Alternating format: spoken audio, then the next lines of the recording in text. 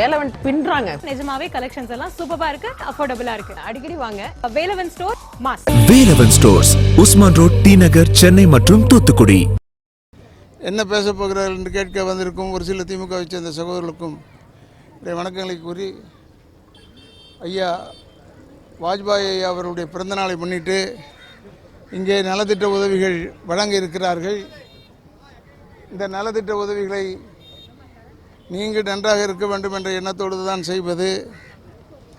ஏனென்றால் உலகமே அறிந்த ஒரே ஒப்பற்ற தலைவர் ஐயா வாஜ்பாய் அவர்கள், ஐயா மோடி அவர்கள் இயக்கம் பாரதிய ஜனதா இயக்கம்.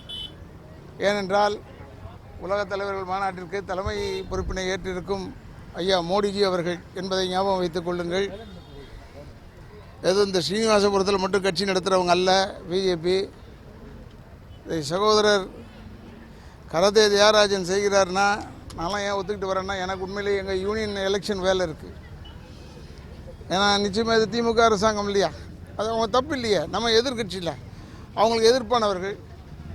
நான் தான் அங்கே தலைவர், எப்படி நடத்த விடுவாங்க, ஏதாவது பிரச்சனை பண்ணுவாங்க. அதனால் நான் அங்கே இருக்கணும்.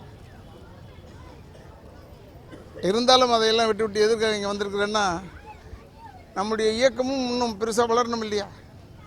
இந்த தேர்தலில் வேணாலும் பாருங்கள், மதுரை மீட்டிங்கில் கூட சொன்னேன், வெங்கலபாத்திர கடைக்குள்ளே ஒட்டகம் பூத்த மாதிரி முதல்ல தலையை மட்டும்தான் விடும், பின்னாடி தான் உடம்பு பெருசாக இருக்கும். அது மாதிரி தான் பிஜேபி. இப்போ தான் 4 பேர் ஜெயிச்சு உள்ளே போயிருக்காங்க, பின்னாடி உடல் வரும். அடுத்த தேர்தலெலாம் பிஜேபி குறைந்தது 80 சீட்டுகளுக்கு பக்கத்தில் நெருங்கும் என்பதை நீங்கள் ஞாபகம் வைத்துக் கொள்ளுங்கள். என்னடா 80 சீட்டு சொல்கிறானே, ஆளுங்கட்சியாக வராதான்னா, நாம் இல்லை என்றால் யாரும் ஆள முடியாது, அந்த அளவுக்கு கொண்டு வந்து விடுவோம். ஏன்னா பிஜேபி வந்து சாதாரணமான இயக்கம் அல்ல. ஐயா வாஜ்பாயை பற்றி நீங்கள் நல்லா தெரிந்து கொள்ளுங்கள். இந்திரா காந்தி அம்மா காங்கிரஸ் தலைவி, பிஜேபியின் தலைவர் ஐயா வாஜ்பாய் அவர்கள். ஆனால் இந்தியாவுக்கு ஒரு ரெப்ரசன்டேட்டிவ் வேணும், வெளிநாட்டுக்கு இந்தியாவிற்காக ஒரு ஆள் செல்ல வேண்டும். யாரை அங்கே அனுப்பலாம் என்றவுடன் இந்திரா காந்தி அம்மையார் காங்கிரஸிலிருந்து யாரையும் தேர்ந்தெடுக்கவில்லை, ஐயா வாஜ்பாய் அவர்களை தான் தேர்ந்தெடுத்து அனுப்பினார்கள். அந்தளவுக்கு பெரிய அறிவாளி, அந்தளவுக்கு படித்தவர்கள், பண்பாளர்கள் இருக்கும் இயக்கம் பிஜேபி.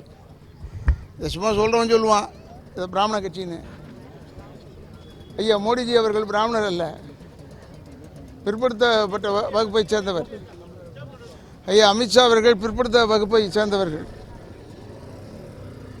நான் எதற்காக சொல்கிறேன் என்றால், இங்கே தமிழ்நாட்டின் பிஜேபி தலைவராக இருந்த அத்தனை பேரையுமே எடுத்துக்கொள்ளுங்கள்.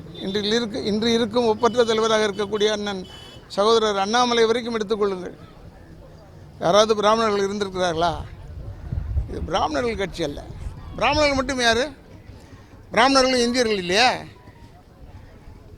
அவர்கள் முன்ன தனியாக இருக்காங்களா? இவனா சொல்லிக்கிறான் தனியாக இருக்கான். சகோதரர் திருமாவளவனுக்கு சொல்கிறேன், நான் அவரை தவறாக சொல்லவில்லை. அவருடைய இனத்திலேருந்து யாரையாவது திமுக தலைவராக கொண்டாட முடியுமா? கொண்டு வர முடியாது. ஆனால் பிஜேபியை எல் முருகன் அவர்களை தலைவராக கொண்டு வந்தார்கள். இன்று மத்திய அமைச்சராக இருக்கிறார், பட்டியல் இனத்தைச் சேர்ந்தவர். எல்லாம் நீங்கள் தெரிந்து கொள்ள வேண்டும். இப்போ கரண்ட்டை கட் பண்ணிட்டாங்க, ப்ளக்கை பிடிங்கிட்டா கரண்ட் இருக்காது, பிஜேபி கூட்டம் நடக்காதுன்னு நினைக்கிறாங்க. இதே மாதிரி போக்கில் போனீங்கன்னா உங்களுடைய ப்ளக்கை பிடிங்கிடுவாங்க பிஜேபிக்காரங்க, ஞாபகம் வைத்துக்கொள்ளும். நீங்கள் ஒத்து போனால் தான் ஒழுங்காக இருக்க முடியும். எத்தனை வாட்டி சொன்னாலும் தெரியல, தலைவர் அண்ணாமலை சொல்லிக்கிட்டே இருக்கார், நாங்கள் 19 மாநிலத்தில் ஆள்ற கட்சிடா, 19 இதை சொல்லிக்கிட்டே இருக்க வேண்டியதாக இருக்குது உங்களுக்கு. ஏன்னா என்னை பொறுத்தளவில் திமுக ஒரு பேரூராட்சி இயக்கம்தான். அவர் எப்படி நம்மளை வந்து மத்திய அரசாங்கம்னு சொல்லாமல் வேறு பேர் வச்சு கூப்பிட்றாரோ, அதே மாதிரி தான் இவங்களையும் வேறு பேர் வச்சு தான் கூப்பிடணும். எதற்காக சொல்கிறேன்னா, ஒரு செங்கலை தூக்கி காட்டினாங்க. செங்கலை தூக்கி காட்டி எய்ம்ஸ் ஹாஸ்பிட்டல் பார்த்தீங்களா, இதுதான் செங்கல் தான், ஒரே ஒரு செங்கல்னு காமிச்சாங்க. அந்த காமிச்ச நேரம் இன்றைக்கி 11 செங்கல் இப்போ நட போகிறார் 12ஆம் தேதி. 11 இடத்துல ஹாஸ்பிட்டல் வரப்போகுது. ஞாபகம் வைத்துக் கொள்ளுங்கள். சாதிக்கக்கூடியவர்கள் பிஜேபி. மோடி ஐயா அவர்கள் ஒரு குறிப்பிட்ட நாள் வரைக்கும் கொஞ்சம் வேறு பக்கம் திரும்பி பார்த்து கொண்டிருக்கிறார்கள். ஒரு தேதிக்கு பிறகு தமிழ்நாட்டிற்குள் நிச்சயமாக பிஜேபி இதைவிட இன்னும் வேகத்தில் வேலை செய்வார்கள். மக்களை சந்திக்கக்கூடியவர்கள் என்பதை ஞாபகம் வைத்துக் கொள்ளுங்கள். மீனவர்களுக்கு என்றும் உறுதுணையாக இருக்கக்கூடியவர்கள். உங்களை போன்ற சகோதரர்கள் எல்லாம் தலைமை பொறுப்பிலே பார்த்து அழகுபடுத்தியவர் தான் ஐயா மோடிஜி அவர்கள் என்பதை மனதில் வைத்து நீங்கள் இந்த இயக்கத்திற்கு பேர் உதவியாக இருக்க வேண்டும்.